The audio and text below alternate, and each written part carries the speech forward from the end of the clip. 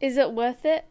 May the world cease to exist, if we leave our love in the dreary grey mist, to be devoured by the heartless beasts, since we didn't realize the miracle this world is. We go ahead and leave it to receive a poisonous kiss. With our hearts set on power, we don't realize the damage we've caused sour.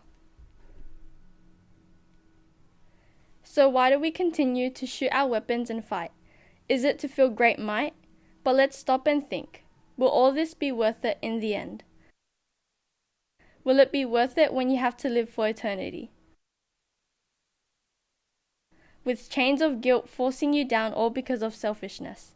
So let's think again. Is it worth it in the end?